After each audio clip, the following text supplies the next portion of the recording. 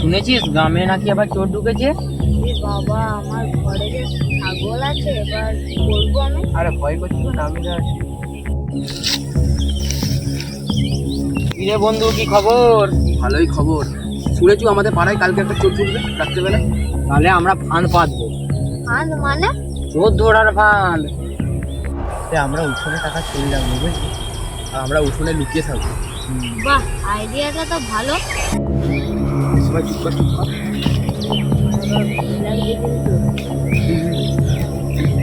যে টাকা চলে দিলাম, এবার শুধু রাস্তার অপেক্ষা, ঠিক আছে? চল আমরা লুকিয়ে যাই, চল চল চল।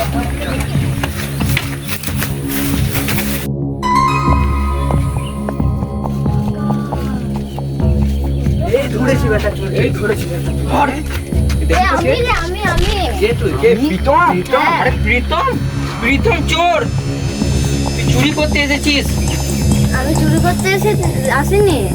এসে কি করছিস? আমি একবার দেখছিলাম তোরা ইয়ে করিস নাকি। হাই জাগরে চোরটা। এ চোরটা, চোরটা, চোরটা। এই ধর ধর ধর। এদিকে আমরা না থাকলে তো সবাই চুরি হয়ে যেত। তাহলে আজকে আমার ছাগলগুলো চুরি হয়ে যেত। আজকে আমরা ছিলাম না, তো ছাগল সব চুরি হয়ে যেত।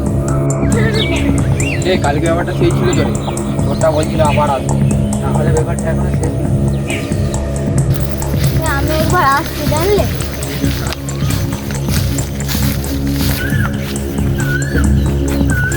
এটা কি কি হতে পারে এটা?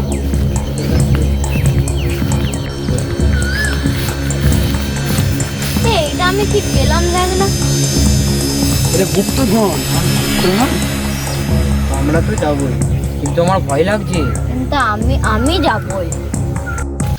এটা কিন্তু জঙ্গলের রাস্তা, সাবধানে আয়। এই রাস্তাটা কিন্তু ভালো নয়, সাবধানে যাবি। এখানে তো লোকেশনটা দেখলাম। হ্যাঁ এখানেই তো রকম। এগুলোতেই কোথাও আছে।